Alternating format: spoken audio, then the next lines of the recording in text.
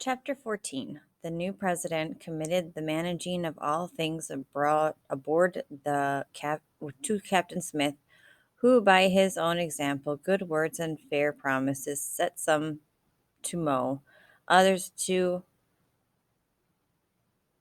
bind thatch, some to build houses, others to thatch them, that himself always bearing the greatest task for his own share.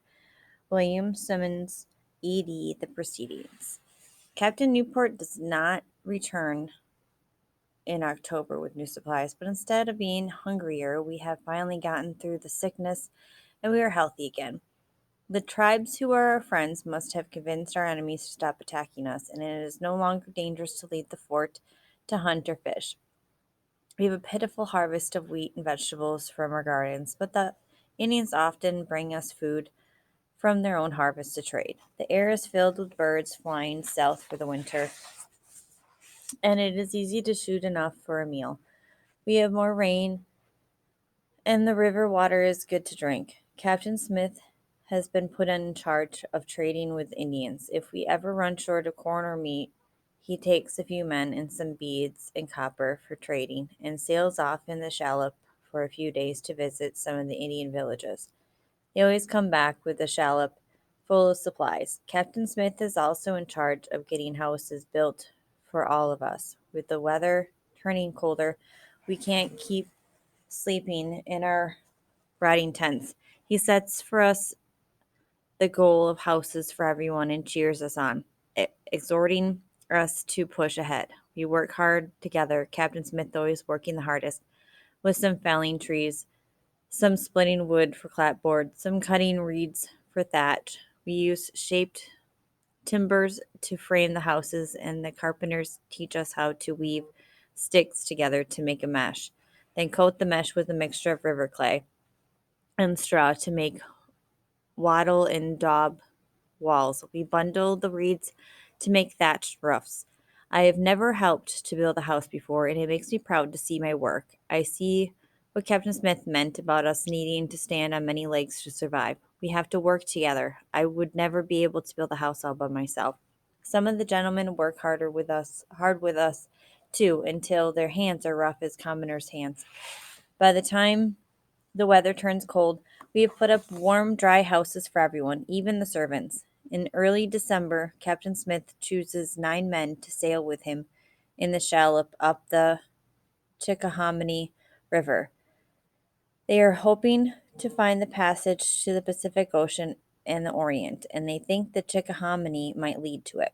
When I ask Captain Smith why this passage to the Pacific is so important, he explains it to me. The nobles in England want spices and silks and ivory. The best place to get them is the Orient, China and India. Between England and the Orient, going east overland, are the Ottoman Turks. The Turks gladly sell us all the Chinese silks that need and spices we want. They buy it for twopence and then sell it to England for bags of gold. If we can find a way to the Orient over the ocean going west, we can skip the Turks altogether, and that would make the Virginia Company investors very happy and very rich. Captain Smith and his men leave on a frosty morning, and we all wish them well. Once Captain Smith is gone, though, the gentlemen stop working, and even the common men shirk their chores. If it wasn't for us servants, the food wouldn't get cooked, the water wouldn't get toted, and the wood wouldn't get chopped for the fires. One cold morning in mid December, Richard and I are working with the embers that are all that is left of our cabin's fire, trying to bring them to flame. Richard sprinkles dry moss on the embers, and I blow on them softly. At the first hint of flame, we add twigs. It feels good to be cooperating with Richard to be his friend. Come on, fire, Richard coaxes. I rub my hands together to warm them. It was Abram and Henry's turn to feed the fire during the night, but they, just like everyone else, don't think much of chores these days. The twigs catch. We add some bigger chips of wood, keep blowing, and soon we have a good fire going. I cough on the smoke. We don't have a proper hearth with a chimney like Mum and I used to have in our cottage. This is just a circle of stones on our dirt floor, and to let the smoke out, there is a hole at the top of the eaves. Our cabin is always smoky. It doesn't even have any windows, and it has begun to leak in heavy rains. But it is still a lot better than a rotting tent. Within minutes, there is a voice at the door. We need an ember, comes the demand. Richard and I look at each other. Every morning it is the same. As soon as anyone sees smoke coming from our cabin, they come for embers, because they all let their fires go completely out during the night. I open the door and find Master Crofts, dressed in his thick wool cassock, but looking rather blue-lipped from the cold. I take his spoon, fish out an ember from her fire, and send him on his way. He doesn't even thank me. I think they'd freeze if they didn't have us around, I say. And starve, says Richard. Next comes Master Hulgrave, then Master Frith, then Nathaniel, who has become a soldier, asking for an ember for the soldiers' cabin. Look how disciplined our soldiers are, Richard says after Nathaniel leaves.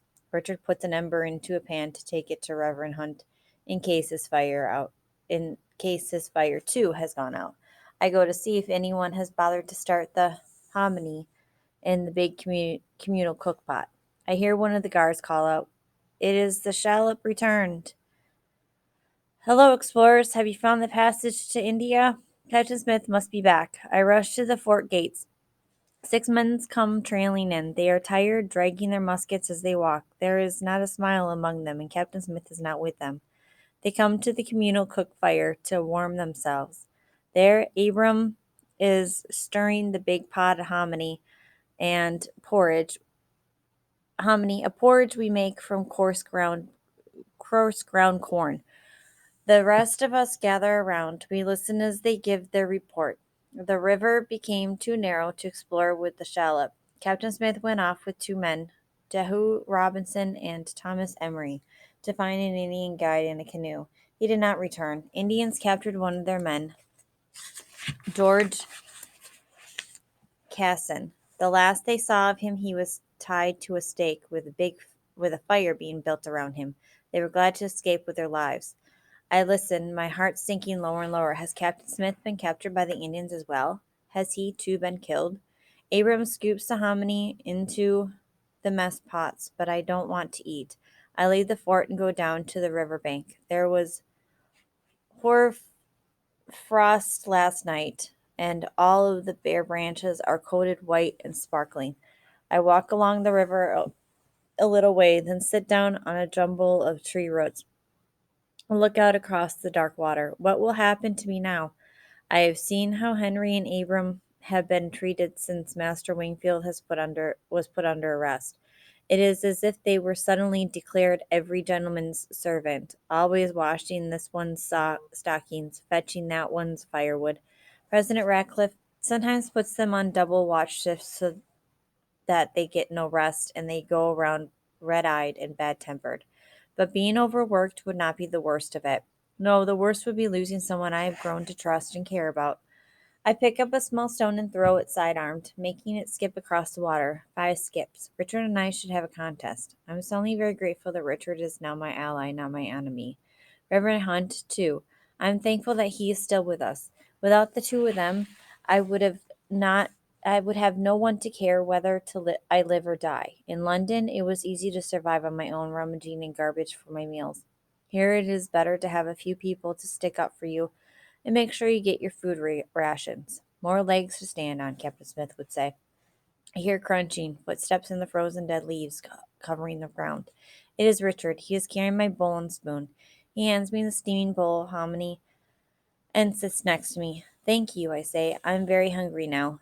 It would have been miserable to go all day without breakfast. He nods, wraps his arms around his knees, and rests his chin on them. Maybe he will still come back, he says. Maybe. When my bowl is empty, I pick up a flat stone. How many skips can you do? I ask. Richard grins. More than you, that's for sure. We gather stones, and the contest is on. The letter comes just before Christmas. 3 Indian messengers bring it to the fort gates, and I rejoice to see Captain Smith's handwriting. I am well, the letter says. Fire the cannons and a few rounds from your muskets to scare these fellows, and give them a handful of beads, a pound of copper, and 5 hatchets, which I promised to give to the Pamunkeys. I run to tell Reverend Hunt and Richard. He is with the Pamunkeys, I exclaim. They are one of the friendly tribes. I see he still has his paper and quill with him, says Reverend Hunt. He must still be writing our story, I say, beaming. Just after New Year, 1608, Richard goes out before me to start the cook pot of hominy for our communal breakfast. He comes back not 5 minutes later, his face white as linen. It's gone, he whispers. The corn. All of it.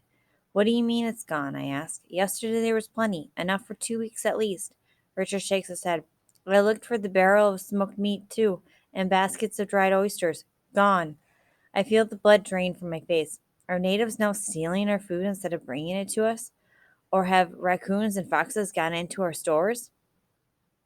But we had been on guard all night. I run out of the cabin to see for myself. Richard is right. Our food is gone. Then I notice something else. The fort is eerily quiet. There's hardly anyone around.